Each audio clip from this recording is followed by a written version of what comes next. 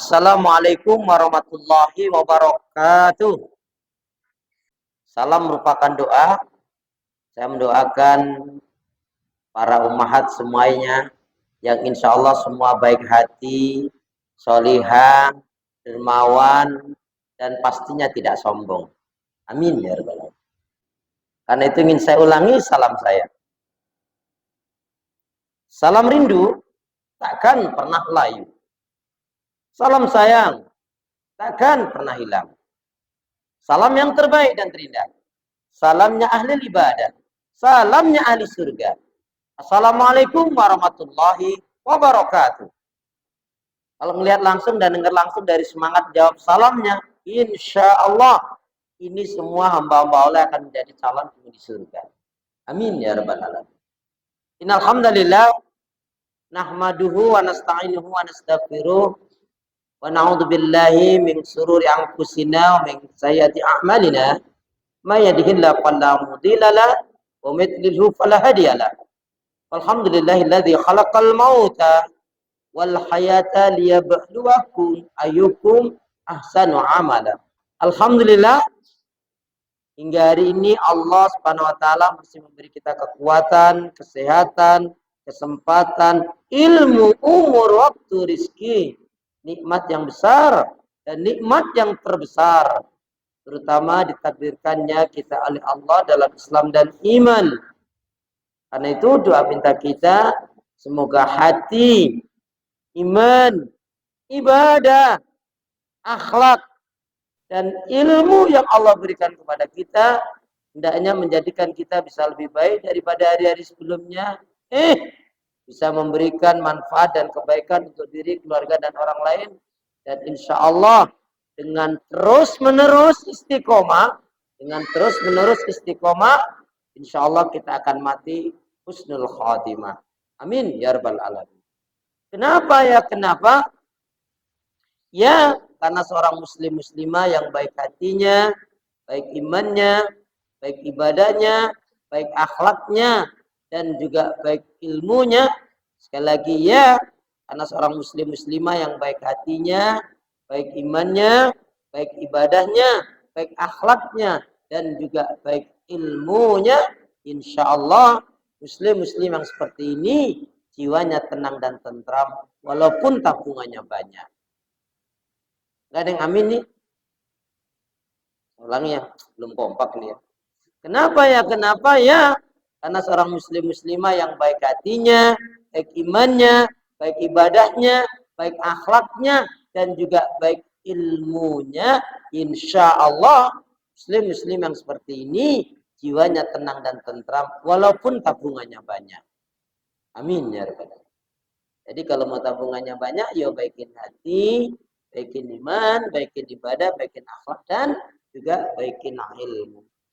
Salawat dan salam semoga Allah selalu curahkan, limpahkan pada Nabi kita Muhammad sallallahu alaihi wasallam yang telah menyampaikan, mengajarkan risalah Islam dengan sempurna rahmatan lil alamin.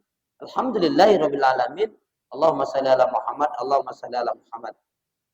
MC sudah memberikan, moderator sudah memberikan waktu kepada saya untuk sama-sama kita belajar. Akhwat semua, antum sehat semua? Ibadahnya lancar? Tambah sabar? Makin bersyukur? Yakin sudah nggak marah-marah lagi? Masih? Astagfirullahaladzim. Kenapa ini perlu ditanyakan? Karena ternyata untuk menghilangkan marah-marah itu sangat gampang sekali. Gimana caranya? Jangan marah. Ya. La taghdab walakal jannah. Janganlah kamu marah-marah bagimu surga. Orang yang kuat dari umat Rasulullah itu bukan pegulat, bukan pelari cepat, bukan orang yang bisa angkat-angkat barang yang banyak. Tetapi orang yang kuat dari umat Rasulullah adalah diantaranya orang yang mampu mengendalikan emosi, hawa nafsu, dan amarahnya. Lebih-lebih atau ketika yaitu diuji dengan hal-hal yang tidak menyenangkan. Karena itu di dalam Al-Quran Ayat tentang sabar cukup banyak sekali. Ada 96 ayat. A'udzubillahi minasyaitonirrajim. Ya ayyuhalladzina amanu isbiru wasabiru warabitu wattaqullaha la'allakum tuflihun. Orang beriman, bersabarlah kalian, kuatkan kesabaran kalian. Tetaplah kalian berjaga diri di negeri perbatasan. Itu kalau dalam kondisi peperangan. Tidak dalam kondisi peperangan, kalian kita wajib tetap selalu mawas diri dari segala macam gangguan-gangguan bisikan syaitan yang merusak. Bertakwalah kalian kepada Allah, ya, agar kalian menjadi orang-orang yang menang, menjadi orang-orang beruntung, menjadi orang-orang yang sukses. Alhamdulillahirabbil Allahumma shalli ala Muhammad, Allahumma shalli ala Muhammad. Dan ini dikaitkan dengan satu riwayat.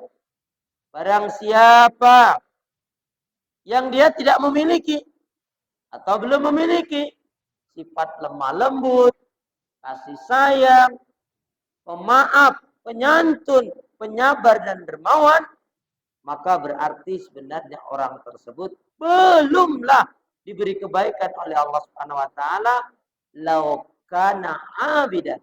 Meskipun dia ahli ibadah.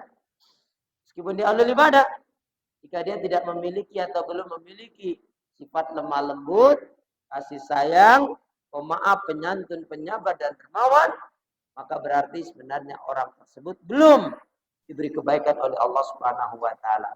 Meskipun dia ahli ibadah. Makanya para ummahat, Allah sangat benci kepada seseorang yang sombong. Meskipun dia ahli ibadah. Kalau dia nggak tobat, Allah sangat benci kepada orang yang sombong.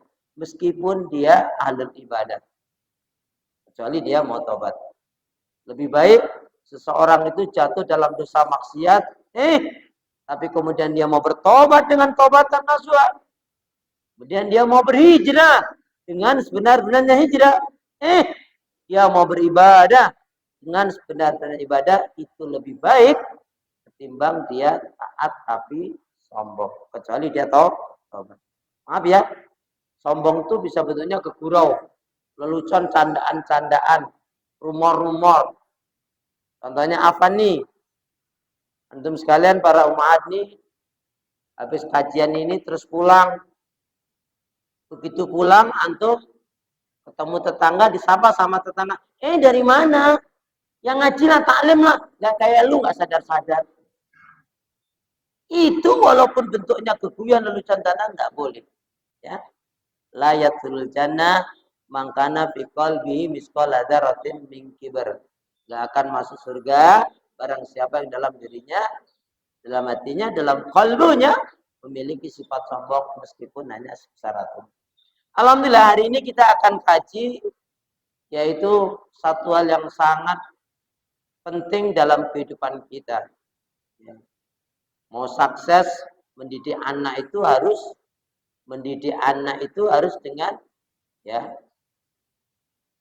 cinta yang sangat, dengan landasan iman yang benar.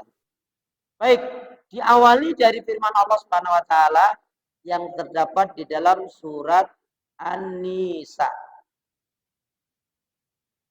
Di dalam surat An-Nisa ayat yang ke-9 Allah Subhanahu wa taala berfirman, A'udzubillahi minasyaitonirrajim. Wal yakhshal ladzina law taraku min khalfihim dzurriyyatan di'afan khafu 'alaihim falyattaqullaha wal yaqulu qawlan sadida. Surat An-Nisa surat yang keempat ayat yang ke-9, wal yakhshal ladzina law taraku min khalfihim dzurriyyatan di'afan khafu 'alaihim falyattaqullaha wal yaqulu qawlan sadida. Dan hendaknya setiap orang tua takut apabila dia mati dalam keadaan meninggalkan anak-anak yang lemah. Itulah kenapa tema kita mendidik buah hati putra-putri kita dengan kebesaran jiwa dan penuh cinta. Itu tema yang kita angkat. Jadi hendaknya setiap orang tua takut apabila dia mati dalam keadaan meninggalkan anak-anak yang lemah, putra-putri yang lemah. Yang dimaksudkan lemah yang pertama adalah lemah ilmu. Jangan sampai kita punya anak lemah ilmu. Lemah ilmu itu maaf ya, artinya bodoh. Ya. Lemah iman, nggak punya prinsip hidup, nggak punya tauhid yang benar. Karena secara umum likulli syai'in thariqun wa thariqatul jannah al ilmu. Tiap-tiap sesuatu itu ada jalan caranya. Jalan cara menuju surga adalah dengan ilmu. Ya. Maaf ya, jangan sampai kita nggak perhatian betul terhadap pendidikan anak kita. Karena ini nanti kaitannya dengan ilmu. Kalau udah bicara pendidikan, tidak mesti lingkupnya sekolahan. Tapi kalau memang bisa membuktikan mengajari sendiri, bagus sekali. Saya punya teman yang kemudian teman ini punya ya termasuk sahabat baiknya lah. Pada Allah dia emang kaya. Itu anaknya nggak pernah disekolahkan. Tapi dia panggil ustadz-ustadz, panggil guru-guru yang pinter-pinter, yang tadinya nggak ngerti Quran diajar. Pokoknya ustadz ajarin anak saya ini sampai betul-betul ngerti Quran, baca Quran, ya hafal paling nggak ayat-ayat yang pendek. Dia cari guru bahasa Inggris, dia cari guru matematika. Memang ekonominya memang mendukung. Ya, jadi ketika ujian langsung ikut ujian aja lulus. Jadi lemah ilmu bodoh. Lemah iman tauhid tidak punya prinsip dalam kehidupannya. Lemah fisik sakit-sakitan. Maaf ya kalau kita punya anak kok anaknya itu sering sakit-sakitan. Itu cenderungnya orang tuanya kayaknya kurang perhatian betul terhadap kesehatan. Para umat harus tahu, orang-orang Jepang, orang-orang Korea, ya, lebih-lebih orang Finlandia. Orang Finlandia itu beritanya yang saya sebutkan tadi, untuk kesehatan itu diambil anggaran yaitu tidak kurang dari 40-60%. Ya. Jadi kalau makan, cari makanan yang sehat. Kadang-kadang kita yang penting murah, nggak bergizi. Kenapa? Nanti kaitannya dengan al-mu'minul qawiyyu khairun wa ahabu ila Allah minal mu'min dha'if.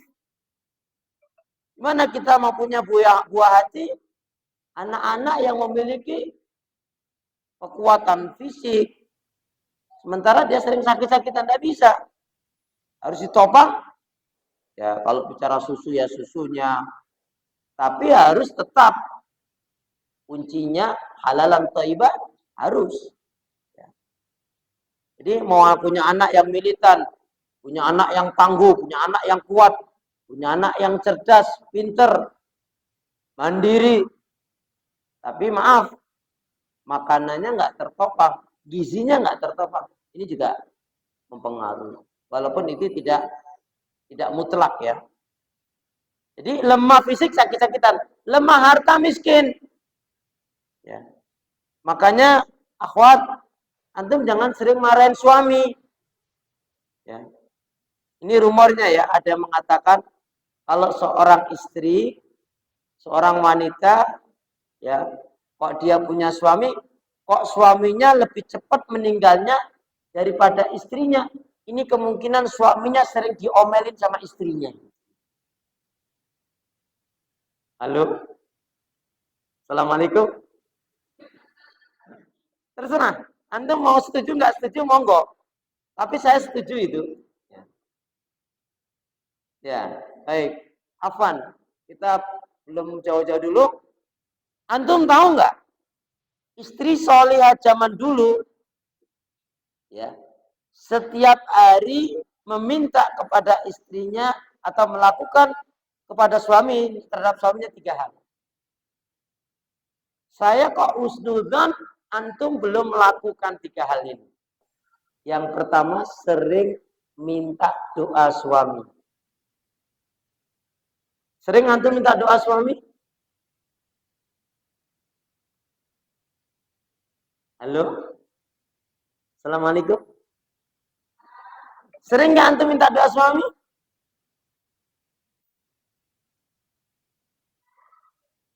Suami itu kalau istrinya minta doa senang loh. Antum keluar rumah, antum nganterin anak, antum mau belanja, Bi doain aku ya Bi ya. Apalagi dengan tulus mengatakan, Bi, Mas, Pak, doain aku ya. Mulai hari ini doakan terus agar aku bisa menjadi istri yang solihah. Mesti senang itu. Nanti efeknya uang belanjanya insya Allah ditambah itu. Yang kedua, istri solihah zaman dulu sering minta nasihatnya. Yakin antum sering minta nasihat suami, atau ketika suami antum ngasih nasihat antum nggak terima? Ternyata 3 hal ini bisa menyadarkan suaminya. Yang suaminya jarang berdoa, dia akan sering berdoa. Yang suaminya jarang baca, insya Allah dia akan sering baca, sering mendatangi majelis ilmu. Sehingga sewaktu-waktu istrinya minta nasihat, dia juga sudah siapkan nasihat. Atau ketika dia mau bercengkraman aja, dia sampaikan nasihatnya untuk istrinya. Nah, yang ketiga, istri yang solihah itu sering minta maaf. Antum minta maaf sama suami berapa kali setahun? Idul Fitri. Astagfirullah. Itu suami yang tadinya garang, galak, kurang perhatian terhadap istri. Tapi kalau istri dengan lembutnya mau minta maaf sama suaminya, yakin itu kelepek-kelepek tuh suami. Apalagi antum ngomongnya sambil mendesah-desah, manja-manja. Mas, Bi, maafin aku ya. Kalau aku ada salah-salah. Kok kamu ngomongnya gitu, tapi enggak tahu lah, Bi. Akhir-akhir ini kok kepikiran itu tentang kematian. Acting aja. Kalau dia nggak peduli, wah ini baru dicurigai ini. Astagfirullah ya. Jadi lemah fisik sakit-sakitan, lemah harta miskin. Ya. Makanya anak-anak yang berprestasi ya tertopang dengan beasiswa.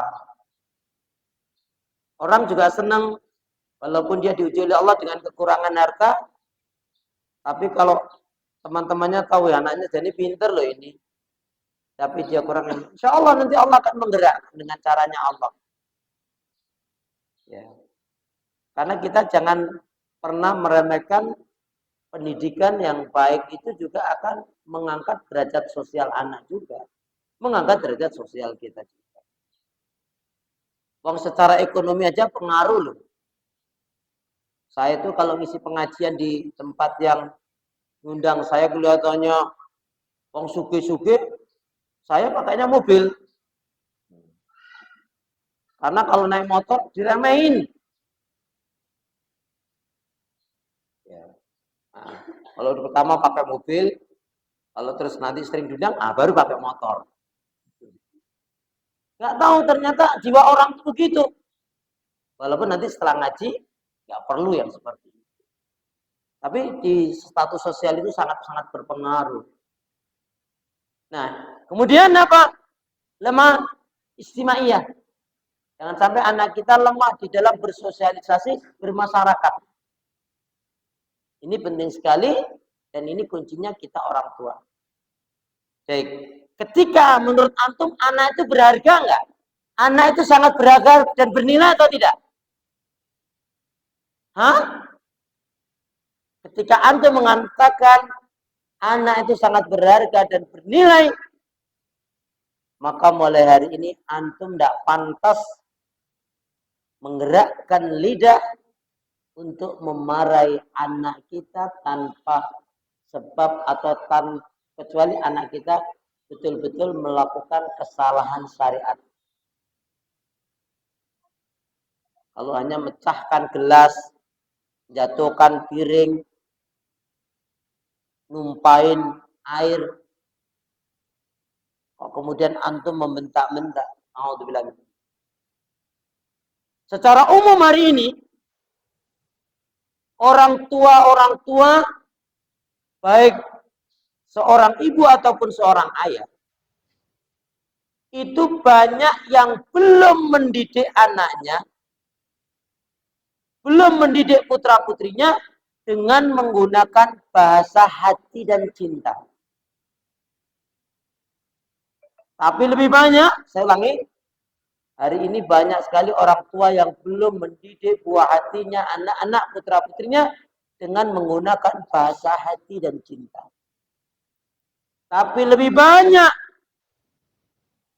orang tua mendidik anaknya, putra-putri buah hatinya dengan menggunakan bahasa marah dan perintah.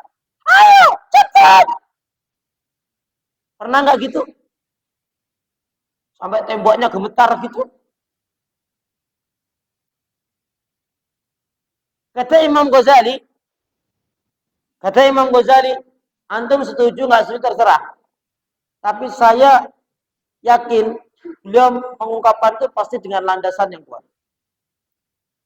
Kata Imam Ghazali, seorang ibu atau seorang ayah, lebih-lebih seorang ibu, ketika dia memarahi putra putrinya, buatinya, anaknya, sekali dia memarahin anaknya, maka akan membuang 10 kecerdasan dari anaknya.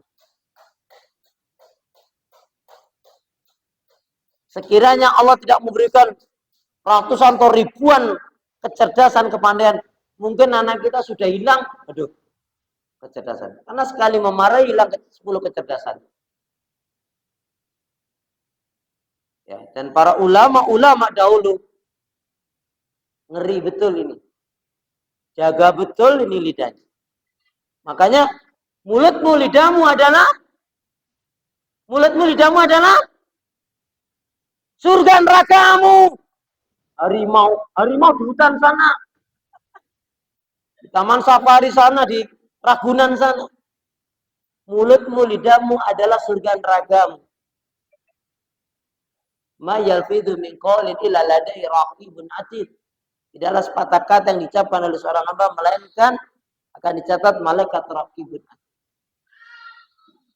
Nanti saya anjurkan akhwat sekalian antum baca buku Tarbiyah Aulad. Ya. Buku itu ditulis oleh Syekh Nasirullah, bagus sekali. Ya. Tarbiyah Aulad itu pendidikan terhadap anak-anak. Bukankah ketika kita dulu sebelum menikah, ingin menikah, senang kita ketika menikah? Antum akhwat, sebelum hamil, ketika hamil, antum senang, alhamdulillah. Karena sekarang sudah terlambat, anak sudah hamil. Orang tua antum senang, mertua antum senang, kakaknya senang. Bahkan adik antum juga senang. Teman-teman ikut senang juga. Begitu ketika antum melahirkan putra ataupun putri, tambah kegembiraan itu. Disambut dengan syukur, disambut dengan menjalankan akikah. Kemudian setiap menjelang tidur, sambil menyusuin anak, memperdengarkan ayat-ayat Al-Quran, Asma'ul Husna, salawat Nabi, zikir, dan bacaan-bacaan yang dicintai oleh Allah Subhanahu wa taala. Antum senang ketika itu, baik. Bahkan ketika nangis pun antum tidak pernah memarahinya. Ya cantik, ya sayang, ya bunga, kenapa nak? Antum di pipi pun, ya Allah, anak Umi ini mau pinter. Tapi kenapa ketika anaknya sudah mulai pinter betul, mulai beraktivitas, kok jadi kelembutannya itu hilang? Kok jadi suaranya gemetar? Ayo, cepat. Maaf, umat yang antum sering begitu istighfar. Hati-hati. Kemarahan seorang ibu selain menghilangkan kecerdasan, ya, apa? Menimbulkan kerusakan pada otak dan kejiwaan anak. Jadi kalau anak kita nggak nurut, ya karena memang kita nggak sepenuh hati. Padahal dulu ketika antum lagi nyantai-nyantai, ya padahal habis wudhu baru mau sholat, baru gendong anaknya pipis, anaknya pup, ya nggak apa-apa. Baik, sebelum kita lanjutkan lebih jauh, kita berdoa dulu untuk anak-anak. Bismillahirrahmanirrahim. Ya Allah, ya Arhamar Rahimin. Jadikanlah putra-putriku baik solih-solihah, cerdas mandiri, berilmu yang benar, berakhlak mulia, paham Al-Quran, dan menjadi pembela Islam. Sekali lagi, ya Allah, ya Arhamar Rahimin.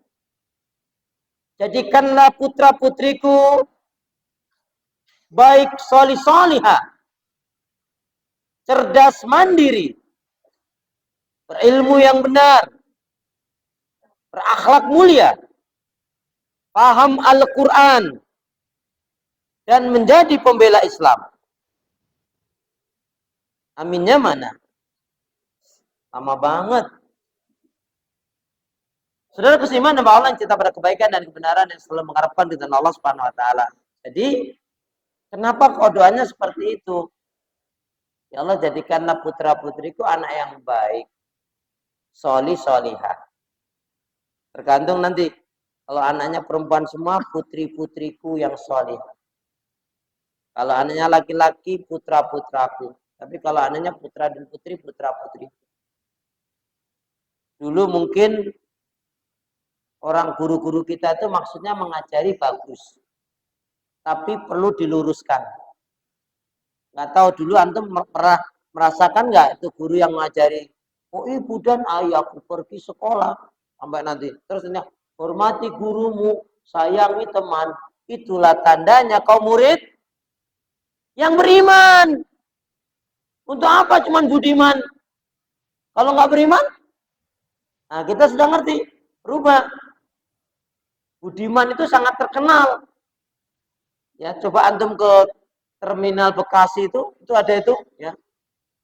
Bekasi Pangandaran Tasikmalaya. Itu PO itu. PO Tasik. Jadi cara pendidikan yang pernah diajarkan orang tua kita dulu, yang belum mengerti Islam, yang salah kita rubah. Contoh, ibu-ibu dulu pada mengakui, terutama emak-emak kita ya, dulu itu kalau menina bobokkan anaknya, itu masing-masing mereka pakai lagu daerah. Yang jelas ini salah. Tapi mereka belum ngerti ilmunya. Kalau orang Jawa ya menidurkan, mungkin jangan-jangan antum akhwat juga dulu orang tuanya begitu menidurkan. Kalau yang Jawa, lelo lelo lelo ledung. Kalau yang Sunda mungkin bubui bulan sangrai bentang. Panon poe panon poe disasate. Mungkin itu. Kalau yang Padang mungkin lain lagi. Baraki raki pariaman pasantu santu papion. Hai hai ayam den lape. Hai hai ayam den lape. Makanya anaknya nggak tidur-tidur. Wong ayamnya lepas kok. Nah kita sudah ngaji. Kita sudah ngerti.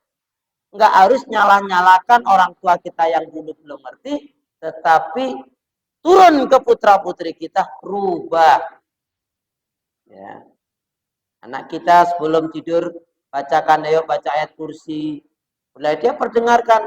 Bahkan anjuran, sudah diteliti banyak para dokter yang muslim, ketika seorang wanita hamil, atau seorang ibu hamil, Ternyata jika dia sering memperdengarkan ayat-ayat Al-Quran atau kalimat-kalimat thayyibah, kalimat-kalimat yang disukai dicintai oleh Allah, maka ternyata itu juga bisa membentuk kepribadian anak itu.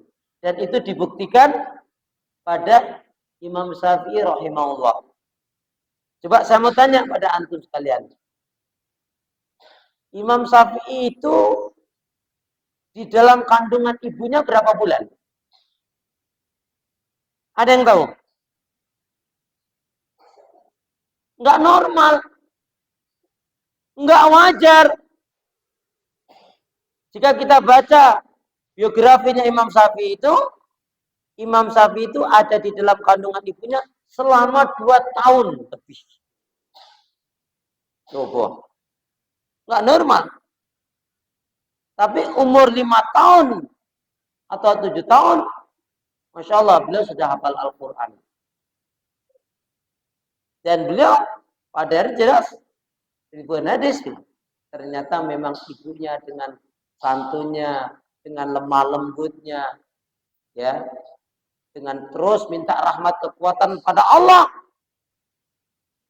yang diinginkan ibunya dikabulkan oleh Allah Subhanahu wa taala. Ya, Imam Syafi'i menjadi ulama yang besar, dan mazhabnya di Indonesia ini adalah yang terbesar diikuti oleh kita semua. Baik, ya. Jadi itu yang pertama. Yang kedua, coba siapapun di antara kita yang betul-betul menginginkan anak-anaknya tadi, seperti doa tadi, ya Allah, jadikanlah anak-anakku, putra-putriku yang baik, ya, baik, solih solihah, cerdas. Saya perlu jelaskan, kenapa kok minta cerdas? Cerdas yang diminta oleh seorang muslim mukmin untuk putra-putrinya adalah seperti yang Rasul nyatakan, al-kaisu mandana nafsa wa amila lima ba'dal maut. Orang yang cerdas itu orang yang tahu akan kekurangan kesalahan dosa aibnya, ya tutup dengan kebaikan-kebaikan ibadah dan amal solih.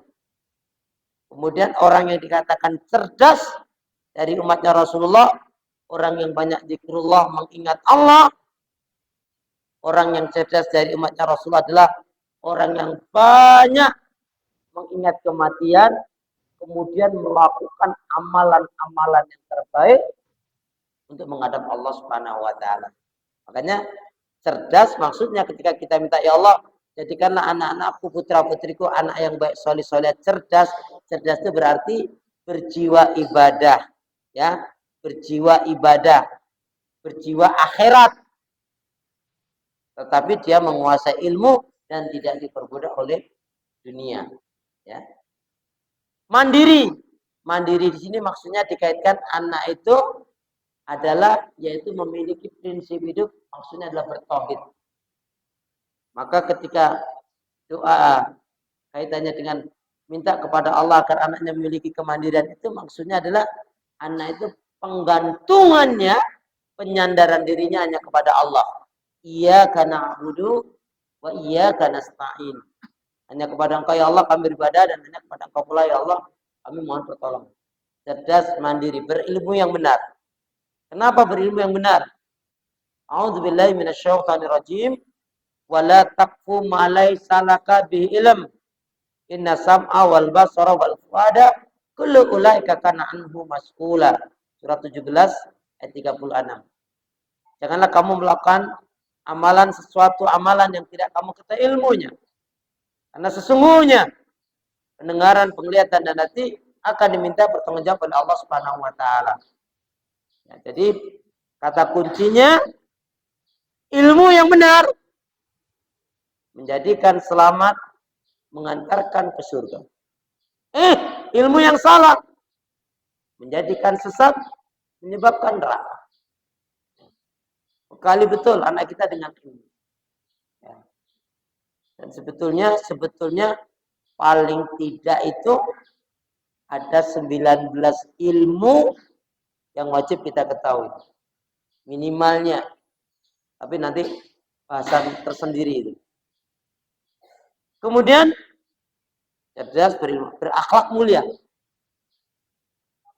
Dalam makalat orang tua punya kewajiban. Adibu alimu auladakum an hubbillah wa rasul wal qur'ani wal akhirah. Ya.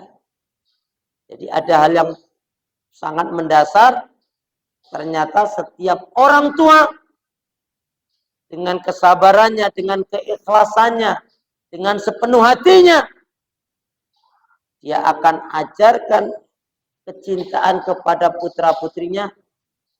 Yang pertama, hubbullah, kecintaan yang sangat kepada Allah. Hubbur Rasul, cinta kepada Rasul. Hubbul Quran, juga cinta kepada Al-Quran. Dan hubbul akhirah, cinta kepada akhirat. Jadi berarti orang tua harus pintar. Orang tua ya harus rajin belajar. Ya, apalagi sekarang ini sangat mendukung untuk bisa ngerti. Ya, dari HP ini memang cukup membantu ya. Dari Google atau dari YouTube. Tentunya kita ambil yang faedah yang bermanfaat. Baik. Kemudian tadi akhlak mulia, akmalul mu'minina imanan, ahsanum khuluqan. Seorang muslim yang baik sempurna imannya adalah yang paling baik akhlaknya. Paham Al-Quran. Nah, coba kata-kata ini antum simpan dalam qalbu antum. Antum tanamkan pada putra-putri antum. Yuk kita tanamkan pada diri kita dan keluarga kita. Ikutin saya. Bismillahirrahmanirrahim. La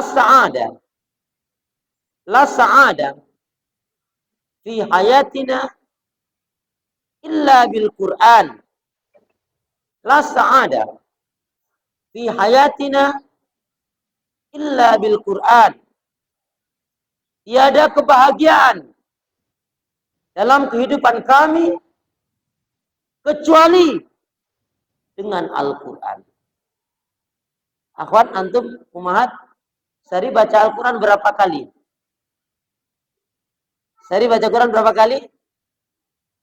Antum termasuk yang sering pegang Quran, baca Quran, ngeliat Quran atau mindahin Quran? Alhamdulillah. 2 kali baca Quran sehari. Antum pegang HP, baca WhatsApp dan teman-temannya WhatsApp berapa kali? Astagfirullah. Kok jadi ini yang banyak ya? Ya. Kemudian paham Al-Quran jadi kuncinya. Percuma anak pintar, pendidikan tinggi, cerdas, sanjung-sanjung oleh keluarga, warga, orang lain memuji-muji, mendatangkan uang yang banyak, kecerdasan, kepandaiannya, pendidikan, tapi tidak menjadi pembela Islam. Percuma. Rugi gitu. Gagal gitu. Ada satu kisah menarik. Ada seorang profesor doktor dan dia punya mahasiswa yang luar biasa sekali, banyak sekali. Diantarkan ya profesor dokter dan sebagainya. Anak-anaknya sendiri semuanya punya anak 3, semuanya pendidikannya tinggi. S3 semua. Yang satu di Perancis, yang satu di Swiss. Yang satu di Singapura. Tapi dia merasakan betul-betul percuma rasanya. Punya anak dengan upah gaji yang sangat besar. Ketika ibunya sakit, ya bapak ini minta, nak pulanglah, nak ibumu kangen. Ah, nggak bisa, Pak, karena aku terikat dengan pekerjaan ini dan itu. Papa memang sakit butuh berapa uang untuk pengobatan. Kesinggung itu ibunya. Karena yang dia butuhkan bukan uang, dia punya uang. Dia ingin mendekap putranya. Dia ingin memeluk anaknya. Dia ingin langsung memegang putranya, anak-anaknya. 2 laki, 1 perempuan. Sibuklah ini dan itu lagi. Sampai sakit kritis, akhirnya sampai meninggal pun tidak ada satu anaknya pun yang datang. Maka bapak itu, saya lupa namanya, bapak profesor doktor ini merasa gagal. Sejak itu dia ya mewakafkan dirinya untuk mengajarkan ilmu agama. Dan yang paling penting adalah bagaimana dia memahami Al-Quran. Dan benar tadi, cinta Allah, cinta Rasul, cinta Al-Quran, dan cinta akhirat. Pasti kalau cinta Allah, cinta Rasul, cinta Al-Quran, dan cinta akhiratnya benar, pasti akhlaknya mulia. Dan pasti dia akan menjadi pembela Islam. Amin, gitu dong. Lama banget sih. Baik ya. Sekarang kita beranjak berpindah kepada surat Ali Imran. Tolong yang Ustaz, boleh Ustaz bacakan boleh surat Ali Imran, surat yang ketiga. Coba Qurannya sama nggak dengan Quran saya? Surat Ali Imran, surat yang ketiga, ayat yang ke-35 sampai 37. Boleh ayatnya dan artinya atau artinya monggo. Surat Ali Imran, surat ketiga, ayat 35 sampai 37. Ayat ini kita beri judul 3 faktor utama untuk menjadikan anak-anak kita sholih-sholihah. Monggo Pak. Silakan surat Ali Imran, silakan yang belum dapat ayat 35 sampai 37. Surat Ali Imran itu dikenal surat tentang keluarga. Jadi kalau ada yang menjelaskan Al-Baqarah itu kaitannya dengan keimanan, akidah dan syariah. Ali Imran kaitannya dengan keluarga. Yang nanti kaitannya dengan ya ayyuhalladzina amanu qu anfusakum wa ahlikum nar. Orang beriman, selamatkanlah dirimu dan keluargamu dari api neraka. Nanti menjak kepada An-Nisa tentang wanita yang kaitannya dengan seorang ibu dan seorang anak perempuan. Terus turun. Di Al-Maidahnya kaitannya adalah dengan makanan. Dan seterusnya. Baik. Jadi surat Ali Imran, surat yang ketiga ayat 35 sampai 37 ini menjelaskan 3 faktor utama untuk menjadikan anak-anak kita baik, sholih-sholihah. Siapapun di antara kita yang menginginkan punya anak yang baik, sholih-sholihah itu tidak dalam mimpi. Butuh ekstra perhatian, kiat-kiatnya harus terpenuhi. Kalau enggak ya halu saja. Seperti ungkapan usaha tanpa doa sombong. Doa tanpa usaha omong kosong. Saya tanya kepada antum akhwat. Para ummahat, para akhwat ini, antum pingin masuk surga atau pingin banget masuk surga? Hah? Pingin masuk surga atau pingin banget masuk surga? Bedanya di mana? Pingin banget itu berarti ada ikhtiariyahnya. Seriusnya, sungguh-sungguhnya. Saya contohkan, akhwat itu baik sekali, ukhti itu baik sekali. Bule itu baik banget, tante itu baik banget, bude itu baik banget, ibu itu baik banget. Kenapa Pak Ustadz? Masya Allah, ukhti itu, umi itu, umat itu, ibu itu, bule, tante itu apa? Meninggalnya lagi sholat tahajud. Pingin nggak? Pingin nggak? Dan itu tidak mungkin terjadi pada antum kalau antum jarang tahajud. Apa? Ingin mati dalam keadaan tahajud tapi jarang tahajud, ini nggak mungkin lagi. Pingin anaknya baik, solih, solihah, pingin hafal Al-Quran, uminya sendiri sering nyuruh anaknya ngapal Al-Quran, dianya sendiri jarang baru-baru menghafal, baca aja nggak semangat, nggak bisa. Makanya jangan salahkan anak kita. dituntut, kita harus memberikan contoh yang baik. Jadi, apa 3 faktor utama untuk menjadikan anak-anak kita baik solih solihah? Faktor yang utama adalah faktor dari ortu, yaitu orang tua. Saya ingin sebutkan dulu poin-poinnya, nanti saya uraikan. Jadi siapapun yang menginginkan anak-anaknya baik solih solihah, maka penuhilah faktor yang pertama, yaitu faktor dari orang tua. Nanti saya akan terangkan. Di poin ini singkatnya, yuk mari kita minta kekuatan kepada Allah, minta rahmat pertolongan Allah, agar kita bisa menjadi orang tua yang baik, solih solihah.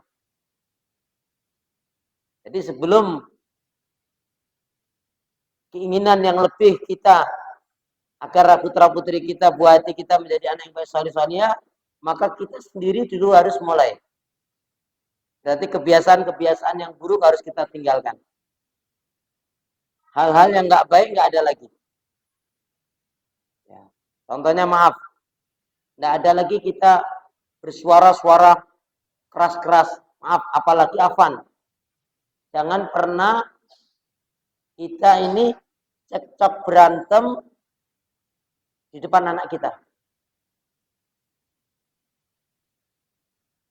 Termasuk yang merusak kejiwaan anak itu, kalau bapak ibunya sering cekcok berantem, uring-uringan, dan kata-kata nggak baik, dan itu dilihat, didengar anak kita. Kalau anaknya sampai ndomblong. What is ndomblong?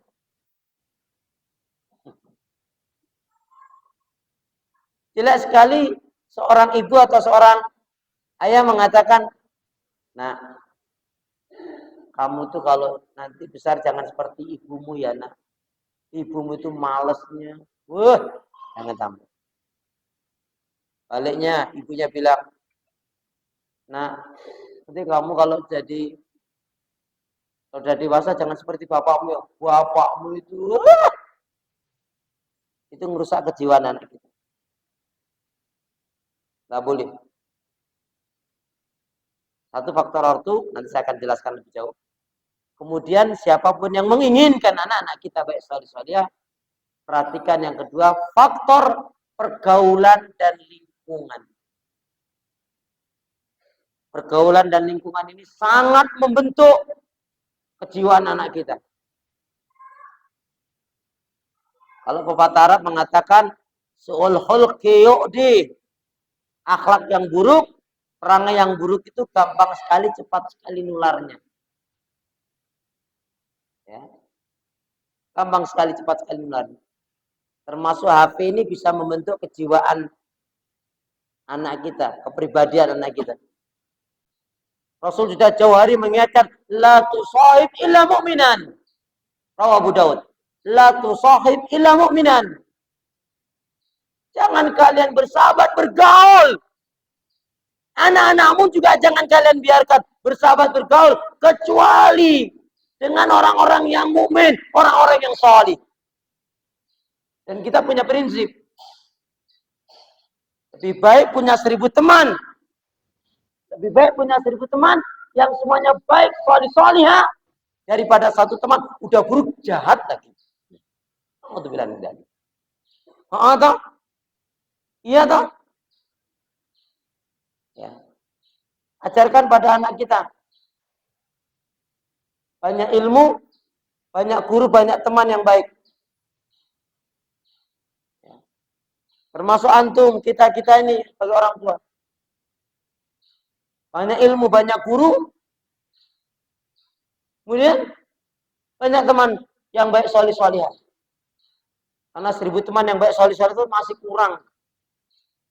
Dan teman yang baik solih-solihah itu apa? Akan membawa syafaat, memberi syafaat juga. Ya. Jadi yang kedua faktor pergaulan dan lingkungan. Dengan siapa anak kita bergaul? Termasuk HP dan sebagainya, termasuk bagian daripada pergaulan pembentukan kejiwaan anak kita. Ya. Jadi afwan ya, kalau anak itu sangat bernilai, kalau anak itu sangat berharga, ya, mohon maaf ya, Di sini ada nggak yang seneng kucing? Ada yang melihara kucing? Sayang kan antum sama kucing antum? Ini anak loh, yang menjadi aset terbaik nanti loh. Bahkan ketika kita mati, bisa menyambung, menambah amal kebaikan kita. Makanya jangan sekali-kali deh gampang memarahi. Misalnya kalau antum sudah nggak menganggap anaknya berharga, ya, kalau anak itu berharga, peluk dia. Alah, apalagi kalau hanya gelas yang pecah, tumpah ya sudah toh. Jangan sampai kejadian seperti di Malaysia. Seorang ayah dari kantornya dia dapat mobil terbaru, ya, hadiah dari karena kerjanya bagus, dia dapat mobil, kalau nggak salah mobilnya Mercy, berapa M itu harganya. Platnya belum turun, namanya dia punya anak kecil, anaknya umur 3 tahun atau 4 tahun, nggak mudeng, dia ambil batu, dia coret-coret itu pintu mobil itu, ya barut-barut lah. Pas bapaknya mau keluar mau bawa mobil, kaget, marah berlebihan. Gak bisa, dia malu dia bawa mobil dalam keadaan seperti itu. Memukul sampai berlebihan, akhirnya sampai memar merah. Dia berangkat kerja, dianggap biasa saja. 3 hari kemudian atau 2 hari kemudian dibawa ke rumah sakit, kata dokter, ini dia harus diamputasi. Karena ada kerusakan di dalam sarafnya ini. Kalau enggak berbahaya selanjutnya. Ya sudah. Ya diamputasi tangannya. Kemudian ketika selesai operasi bapaknya pulang dari kantor, bawain ya boneka begitu. Padahal lama nggak punya anak. 7 tahun atau 9 tahun nggak punya anak. Kemudian diberi oleh Allah anak. Hanya gara-gara nyoret-nyoret seperti itu, marah berlebihan. Bapaknya datang bawa apa boneka-boneka itu. Bapaknya nyapa, gimana sayang? Anaknya bilang, ayah, kembalikan tanganku ayah. Hati-hati ya, jadi jangan.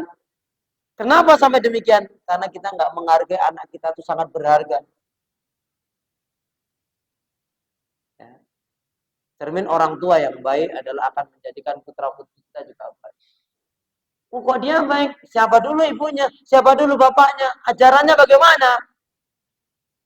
Ya, mudah-mudahan kisah ini juga menjadikan inspirasi bagi diri kita. Antum kalau mau lihat anak antum tuh, ya, habis antum omelin, marahin, terus dia tidur sakit, mesti sedih antum. Apalagi anak habis diomelin, terus sakit, terus meninggal. Mesti kebawa terus sedihnya itu. Alhamdulillah min dzalik. Baik, kemudian yang ketiga, siapapun di antara kita yang menginginkan anak-anak kita jadi anak yang baik, salih-salihah, terletak pada faktor guru dan pendidikan. Ya. Guru dan pendidikan. Jangan salah pilih. Saya ingetin betul ya. Jangan ada yang masukkan anaknya ke pondok Azaitun ya. Sangat siar. Rusak nanti itu. Ya kemarin habis kisi di Semarang tuh dapat cerita ngeri.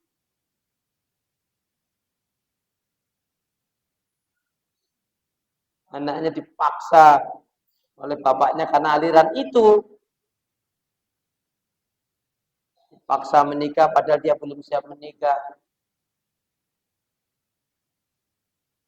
Akhirnya nggak tahu nasibnya entah bunuh diri tak kemana Allah alam.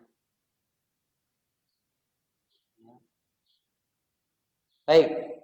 Nah di dalam Al-Quran unik.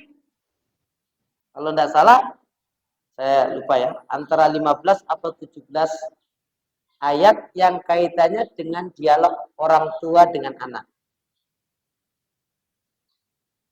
Dialognya seorang anak dengan ibunya itu sekitar 2 atau 3 ayat. Dialog seorang anak dengan bapaknya ada 12 ayat.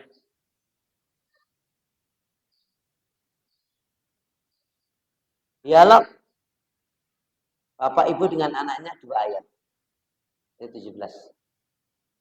Tanyakan mana? Tanyakan ayah. Ayah, perhatikan ayah.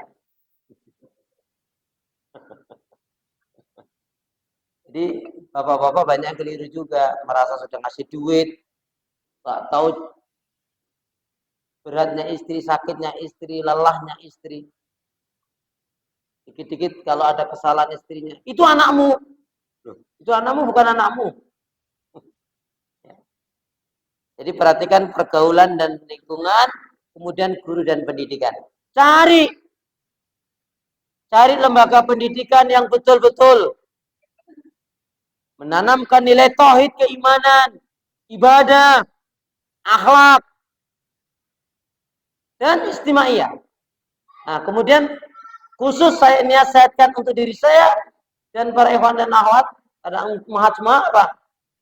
Paling tidak ada beberapa hal yang harus kita tegas pada anak-anak kita. Jangan sampai ini sifat buruk ini ada pada anak kita. Yang pertama, ingatkan betul pada putra-putra. Saya kalau udah di poin ini, saya memang marah sama anak saya. Marah maksudnya, marah biar anak jangan sampai memiliki sifat buruk ini. Apa sifat buruk yang harus diingatkan pada anak-anak kita dan harus dijauhi oleh anak kita? Yang pertama adalah sombong. Sombong ini sumber kehancuran, kerusakan.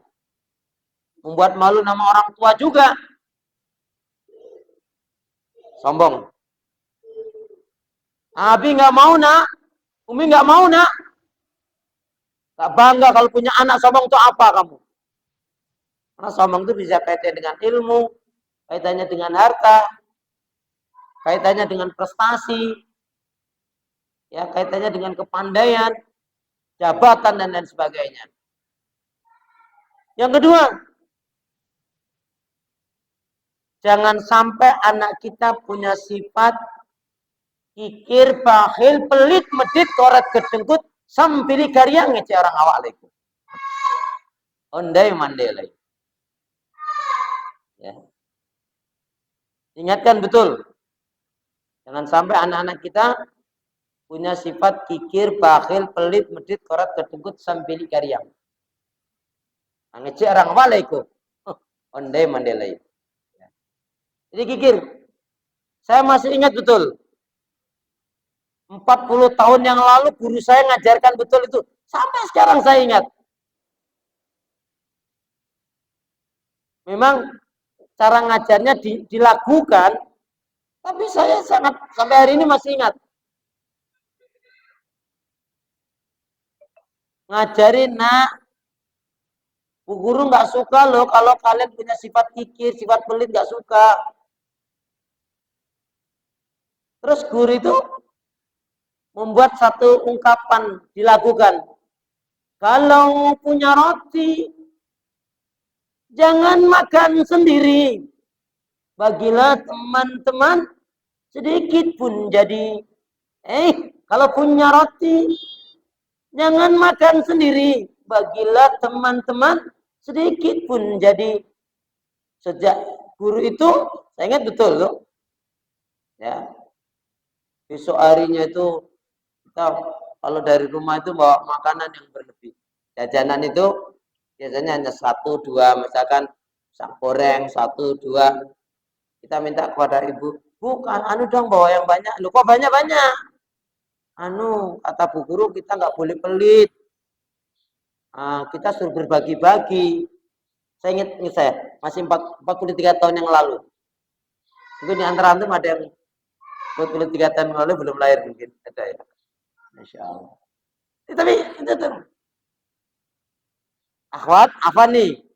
Antum yang anaknya di sekolah-sekolah, apalagi yang di pesantren. Gimana mengajarkannya biar anak kita nggak pikir?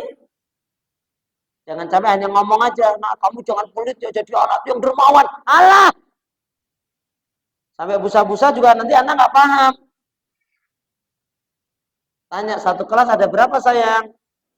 Ada 25. Ya udah, belikan makanan atau apalah. Ini nanti kamu bahagia sama teman-teman kamu. Saya mendidik anak saya begitu. Saya kasih transfer, uang transfernya misalkan sebulannya 300 atau 350, saya tambahkan 50.000 atau kadang-kadang 100.000. Saya bilang yang 50.000 dan 100.000 ini kamu wajib traktir teman-teman kamu. Kamu bagi-bagi teman kamu yang 100.000. Awas ini amanah. Dosa kalau enggak. Kalau di Solo itu kan 10.000 bisa mie ayam sama es teh ya. Kalau di daerah Jawa sana. Jadi dia bisa traktir 10 temannya. Kalau enggak, belikan makanan apa ya untuk teman satu kelas atau satu kamar. Kalau enggak sempat ke sana, telepon lagi. Kamu udah bagi sayang. Kemarin yang amanah kemarin udah kamu bagi-bagi teman. Belum bikin apa? Anu ini kemarin Jumat belum Jumat keluar kan. Keluarnya 2 pekan sekali. Awas kalau enggak om bagi. Ya, jadi jangan sampai kita punya anak pelit. Kedermawanan itu akhwat harus dibiasakan. Bisa karena biasa dan pembiasaan diri. Ya. Jadi jangan malulah kita kepada Allah. Allah kasih kita rezeki. Pelit, naudzubillah min dzalik. Jangan sampai punya anak yang pelit. Ya, jadi terus kalau nyuruh anak ngasih itu jangan satu teman 2 teman aja. Suruh berganti-ganti. Biar dia memiliki sosial yang baik kepada teman-teman yang lainnya. Saya ajarkan betul pada anak saya. Sayang, kamu kalau keluar dari pesantren harus semuanya pernah kamu traktir. Ya. Terakhir, pas dia selesai begitu, kamu udah traktir belum? Belum. Traktir nih sebelum kamu pulang. Kalau dia nggak punya duit, ya kita kasih duit. Jangan kita nyuruh-nyuruh aja. Yang ketiga, jangan sampai anak kita punya sifat suka berbohong. Masalah bohong ini kita tegasin betul.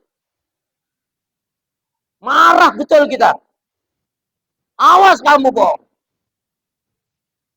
Kamu bisa menipu abi umi, bisa nipu gurumu, temanmu, tapi kamu gak akan mungkin bisa menipu Allah. Malaikat selalu ingat kepada kamu, nyatat kamu, ikutin kamu. Tanamkan betul itu. Dan masalah juga kalau kita punya pasangan hidupmu yang gak jujur, capek. Atau biasanya yang suka berdusta suami atau istri. Halo, assalamualaikum. Biasanya yang suka berdusta suami atau istri.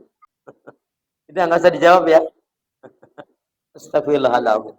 Ini istighfarlah kita. Iyakum wal kadhiba fa'inal kadhiba mujanibun iman. Nggak bisa.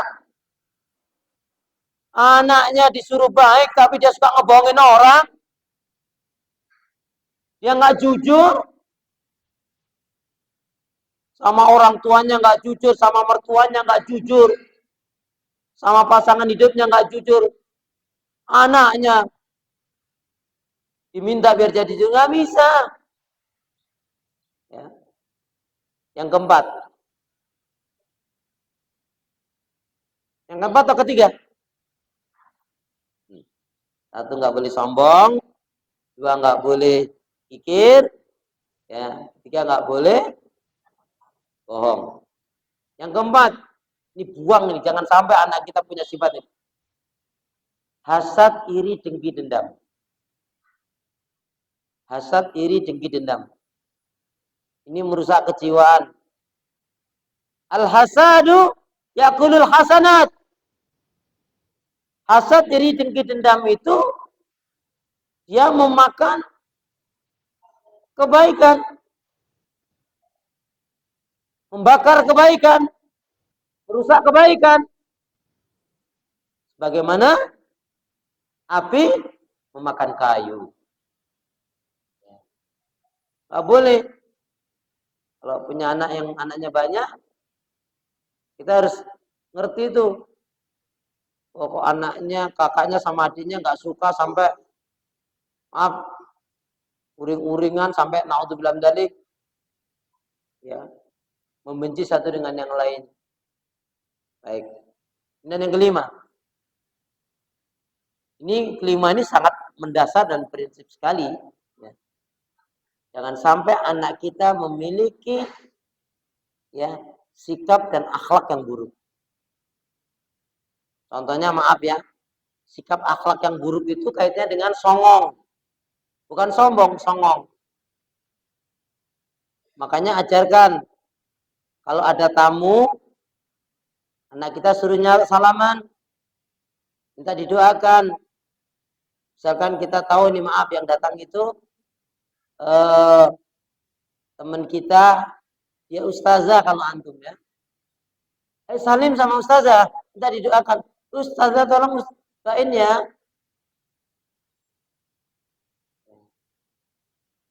Terus kalau kita lagi ngobrol, anak pecingkrak sana, pecingkrak sini, lari sana, lari sini.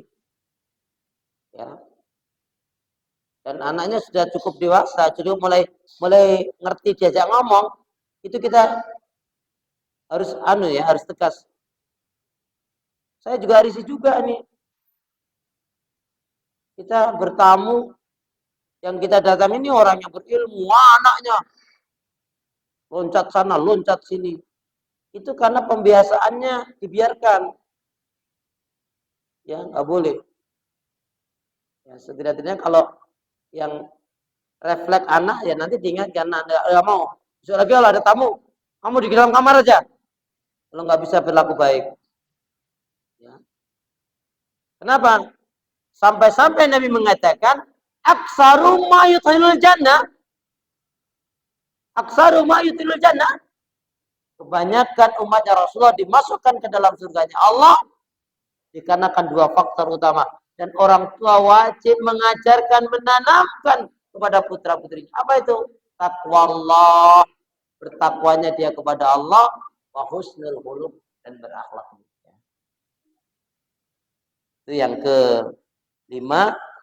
Ya, jadi jangan sampai anak kita itu perilakunya nggak baik. Kalau di dalam seperti ini kita streng betul gitu. Kita hukum dia, tapi jangan menghukum fisik. Ajarin tauhid pada anak-anak kita. Nak sayang, minta kepada Allah. Berdoa kamu kepada Allah. Yuk, kita berdoa. Meskipun uangnya sudah ada, yuk kita berdoa kepada Allah. Minta kepada Allah. Semoga Allah Subhanahu wa taala memberikan rezeki pada abikmu sehingga abikmu bisa membelikan sepeda untukmu. Jika itu yang kita ajarkan, kita tanamkan, tidak terputus. Ya. Bila perlu anaknya kita ajarin. Bismillahirrahmanirrahim. Ya Allah, berikanlah rezeki kepada kami ya Allah, kepada adikku ya Allah, agar bisa belikan sepeda. Ini ngajarin anak tauhid. Karena maaf ya, anak itu ngertinya yang kita berikan, ya aku dapat dari abiku, aku dapat dari umiku. Padahal kita yakin ar-razak siapa? Allah. Baik ya. Jadi pastikan yuk kita jadi orang tua yang baik, berikan keteladanan, ya, tanamkan tadi kecintaan pada Allah, cinta pada Rasul, cinta pada Al-Quran, cinta kepada akhirat. Juga yang nggak kalah pentingnya, dua hal prinsip ini saya ingatkan betul untuk saya dan buat kita. Apa? Pastikan yang kita berikan untuk anak-anak kita dari rizqan halalan thayyibah, rezeki yang baik dan halal. Jangan sampai yang kita berikan Itu haram, tahu kita haram, malah kita berikan untuk anak-anak kita. Jangan sampai. Terus satu hal yang tadi, yang kedua apa? Jangan sampai kita sebagai orang tua, ya, jangan pernah malas, bosan, jemu, malas, bosan, jemu mendoakan anak-anak kita.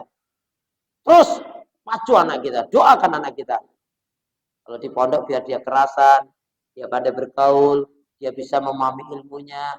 Kalau ada target-target di sekolahnya atau pesantren itu, anaknya bisa mencapai targetnya. Karena doa, saya kok yakin seorang ulama yang mengatakan doanya seorang ibu yang solihah terutama itu lebih dahsyat daripada doanya 100 ulama. Ya. Karena ibu itu dengan kesolehannya, dengan kelembutan hatinya, dengan keikhlasannya, dengan kesabarannya, Masya Allah, barokah. Nah, inilah diantara hal-hal yang perlu saya sampaikan pada hari ini. Kemudian tadi adalah faktor dari pergaulan dan lingkungan dan juga faktor dari guru dan pendidikan. Untuk guru dan pendidikan ada istilah guru kencing berdiri, murid kencingin gurunya. Pengajar itu ya. Jadi artinya pilih-pilih betul lembaga pendidikan yang menanamkan keimanan tauhid, yang menanamkan ibadah, sholat, adab, akhlak, ya, sehingga kita betul-betul bersyukur punya anak-anak yang menjadi anak-anak yang baik, soleh-soleh. Allah alam ishab, alhamdulillahirabbil alamin. Subhanakallahumma bihamdika asyhadu an la ilaha illa anta astaghfiruka wa atubu ilaik.